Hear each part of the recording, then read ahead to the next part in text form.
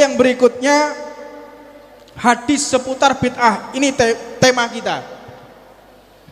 Bid'ah. Bid'ah ini artinya, halo, konsentrasi. Sing iso jawab tak kedua 50.000 maring ngene. Tak badheki iso jawab tak kedua 50.000. Langsung delok kabeh. Bid'ah. Apa sih bid'ah itu? Bid'ah itu terbagi menjadi dua hal. Ada lughatan, ada syar'an. Ada etimologi, ada terminologi. Ada secara bahasa, ada juga secara syariat. Jadi tidak bisa seseorang itu memaknai bid'ah dengan letterlek secara tekstual, tidak ditakwilkan atau tidak ditafsirkan, tidak bisa. Bid'ah itu adalah satu perkara, perbuatan, ucapan maupun pekerjaan yang tidak dilakukan oleh baginda Nabi Muhammad SAW. Perbuatan apapun, ucapan apapun, gerak-gerik apapun, tindakan apapun yang tidak dilakukan oleh Nabi Muhammad, maka itu adalah bid'ah. Tetapi kita jangan melupakan tafsir berikutnya secara syariat, secara terminologi, secara syar'an. Bid'ah itu artinya adalah ucapan, perbuatan, segala bentuk aktivitas yang tidak dikerjakan oleh Nabi, akan tetapi menyimpang dari Al-Quran, menyimpang dari hadis, menyimpang dari ijma' ulama, menyimpang dari segala peraturan yang telah ditentukan oleh Nabi Muhammad SAW. Jadi kalau perkara bid'ah kita mau pelajari, yang bid'ah terbesar itu adalah Al-Quran. Tahu Al-Quran? Al-Quran di zaman Nabi Muhammad itu tidak ada mushaf Al-Quran seperti yang kita lihat. Yang kita punya sekarang ini itu di zaman Nabi Muhammad tidak ada. Sampai akhirnya wafat Rasulullah, digantikan khalifah Sayyidina Abu Bakar As-Siddiq radhiyallahu taala anhu. Pada masa khilafah Abu Bakar As-Siddiq, Sayyidina Utsman ibni Affan ini mengajukan permintaan kepada pemimpinnya, yaitu Sayyidina Abu Bakar, wahai sahabat Rasulullah, wahai khalifah Rasulullah, aku ingin membuat Al-Quran, aku ingin membukukan Al-Quran. Dijawab oleh Sayyidina Abu Bakar, bagaimana engkau akan membukukan Al-Quran? Allah tidak memerintahkan, Nabi Muhammad tidak mengajarkan. Kenapa engkau meminta untuk membuat Al-Quran? Aku tidak berani. Kalau memang membuat Al-Quran itu baik, pasti ada petunjuk dari Allah, ada petunjuk dari baginda Nabi Muhammad SAW. Dijawab oleh Sayyidina Umar yang ada di samping Sayyidina Utsman, ya khalifah, wahai khalifah, fa wallahi, demi Allah, innahul khair, itu adalah baik, ini adalah bid'ah tapi baik. Kata Sayyidina Abu Bakar, tidak, aku tidak berani. Nabi Muhammad tidak memerintahkan kok, Allah juga tidak menyarankan kok, tidak ada hadis satupun, tidak ada firman di dalam Al-Quran maupun hadis qudsi, firman Allah yang tidak ada di dalam Al-Quran menyarankan, itu tidak ada. Memerintahkan untuk membuat Al-Quran, tidak ada. Maka akhirnya Al-Quran itu tidak dibentuk, tidak dibuat, sampai meninggalnya Sayyidina Abu Bakar As-Siddiq. Meninggal beliau, diganti oleh Sayyidina Umar bin Al-Khattab, diganti oleh Sayyidina Umar bin Al-Khattab. Ketika diganti diajukan lagi, wahai Amirul Mukminin Sayyidina Umar bin Al-Khattab, aku ingin membuat Al-Quran. Kata Sayyidina Umar, wahai Utsman sahabatku, kalau Sayyidina Abu Bakar, orang yang paling dekat dengan Nabi Muhammad, tidak berani, orang yang paling memahami ucapan Nabi Muhammad itu tidak berani, lalu bagaimana aku akan melancangi, akan ijtihadku untuk melanggar yang telah dipikirkan oleh Abu Bakar As-Siddiq? Gak berani saya. Wong Sayyidina Abu Bakar aja gak berani. Lah tetapi kenapa? Dijawab oleh Sayyidina Utsman, kenapa pada masa itu engkau mengatakan ini adalah baik? Kok bisa ngomong dewe toh? Yang masih berbicara tolong diam. Dengarkan, ini ilmu. Halo. Tolong yang masih berbicara empet dhisik. Ngomongnya di jamak takhir. Kok ngomong maneh, eman-eman. Jadi jangan berbicara sendiri. Halo, jangan berbicara sendiri tolong. Kalau enggak saya akhiri ini. Siap mendengarkan? Siap lanjut?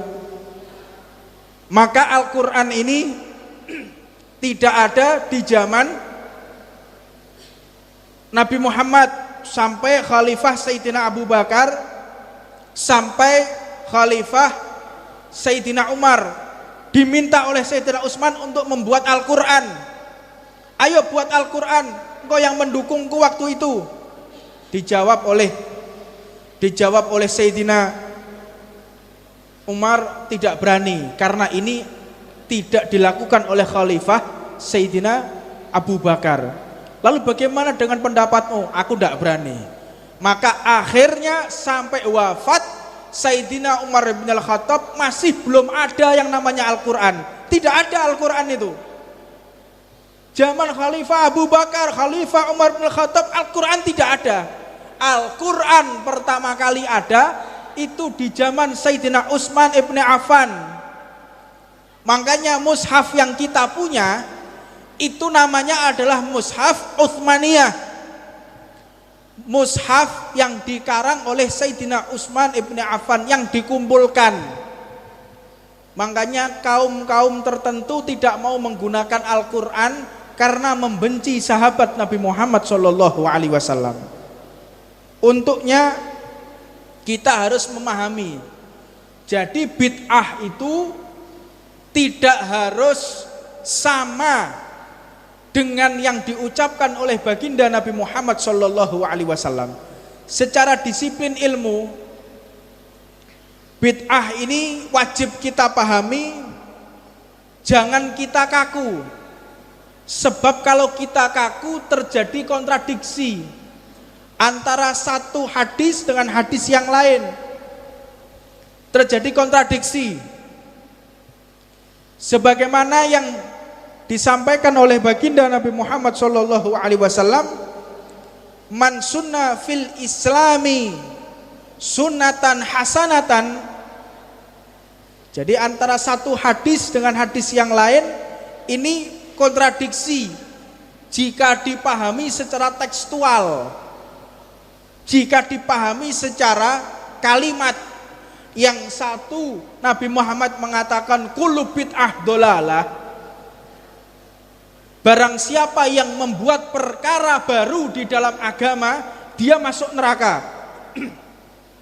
Tetapi hadis yang lain mengatakan man sunna fi sunatan hasanatan, man sunna fil islami sunatan hasanatan, barang siapa membuat perkara baru di dalam agama, maka falahu, atasnya ajruha wa ajru man amila biha. Maka kalau orang mengadakan perkara baru, jika itu baik, akan mendapatkan pahala dari Allah Subhanahu wa ta'ala, walaupun dia sudah di alam kubur, pahala itu akan berlanjut. Loh, ini aneh ini.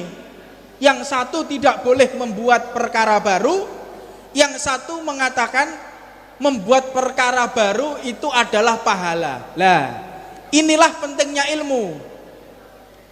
Jika kita memahami secara kaku, kolot, dengan ekstrim kanan, terlalu radikal, maka akan membuat pemahaman kita menjadi kacau, terjadi tumpang tindih di dalam akidah, terjadi kontradiksi, berseberangan, tabrak-tabrakan, bukan linear, tidak sejalan. Ini dengan hadis bid'ah. Adapun arti bid'ah perkataan Sayyidina Umar radhiyallahu taala anhu wa nafa'anallah bih. Sayyidina Umar itu mengatakan ni'mal bid'atu hadhihi. Sayyidina Umar itu mengatakan nikmatnya bid'ah adalah ini. Loh, apakah Sayyidina Umar itu mengatakan nikmatnya sesat itu adalah ini? Kapan Sayyidina Umar mengatakan demikian? Ketika menyarankan umat untuk sholat tarawih secara berjamaah. Dulu sholat tarawih berjamaah itu tidak diajarkan oleh Nabi Muhammad. Jadi sholat tarawihnya itu satu-satu. Rasulullah tidak mengajarkan sholat tarawih. Sholat tarawih berjamaah itu pertama kali ketika masa Sayyidina Umar bin Al-Khattab. Sayyidina Abu Bakar pun tidak melakukan. Pertama kali sholat tarawih yang sebentar lagi kita akan masuk bulan Ramadan. Mudah-mudahan diberi kesehatan oleh Allah. Amin ya rabbal alamin. Maka sholat tarawih kata Sayyidina Umar, ni'mal bid'atu hadhihi. Nikmatnya bid'ah adalah ini. Nah, maksud artinya nikmatnya sesat adalah ini. Nah, berarti arti bid'ah itu tidak semua adalah sesat. Banyak arti-arti yang lain. Di dalam bahasa Arab itu sangat tinggi sekali. Menurut para ulama yang mu'tabarok. Jadi menurut ulama yang mu'tabarok, lanjutkan lagi. Menurut ulama yang mu'tabarok, Al-Imam Fairuz Abadi di dalam kitabnya Qamus Al-Muhit itu diceritakan, beliau mengatakan al-kullu, hadis kullu bid'ah, kullu bidhammi ismun li jami'i ajza li dzakari wal untha au yuqalu kullu rajulin wa kullu imra'atin wa kulluhunna muntaliqun wa muntaliqatun wa qad jaa bi ma'na ba'din. Jadi arti kullu semua di dalam bahasa Arab itu artinya bukan semua lalu mencakup seluruhnya. Sebagaimana dikatakan oleh Imam Fairuz Abadi. Jadi ilmu itu ya, ilmu itu harus ada referensi. Menurut imam ini, di dalam kitab ini, di halaman sekian. Ojo ceramah menurut saya. Lewat ceramah kok menurut saya itu lebih. Ini model-model penceramah-penceramah yang baru-baru ini. Ilmu maca kitab kowe gak iso kadang-kadang bisa berpendapat menurut saya. Tidak bisa. Orang yang boleh berfatwa itu minimal orang yang boleh berfatwa minimal dia hafal 15.000 hadis beserta sanadnya. Hafal Al-Quran beserta lebih dari 50 tafsir Al-Quran. Apal 50 tafsir Al-Quran hafal 15.000 hadis baru boleh berpendapat atau berijtihad. Iki gak, menurut saya itu bid'ah. Menurut saya, lah kon niki lho sapa toh dul. Orang kalau ngomong harus berpendapat menurut imam ini dalam kitab ini, harus paham. Sebab kalau di dalam disiplin ilmu tidak ada referensi ulama, tidak ada referensi hukumnya, maka akan kacau. Menurut Imam Fairuz Abadi dalam kitabnya Al-Mukhid, di situ diceritakan kata kullu bid'ah itu untuk muntaliqah atau muntaliqatun, untuk maskulin atau feminim, bimakna ba'din, berarti sebagian. Makanya bid'ah itu tidak bisa kita artikan kulluh, kata-kata kulluhnya ya, belum bid'ahnya. Karena bid'ah itu terbagi menjadi beberapa hal. Banyak pembahasan ini. Ilmu itu penting, wajib kita pahami.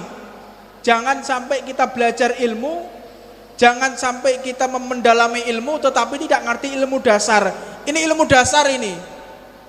Jangan belajar masalah ilmu yang sangat tinggi sekali tetapi akhirnya melupakan sesuatu yang sifatnya dasar. Ojo sampai kita meninggalkan ilmu dasar. Maka selanjutnya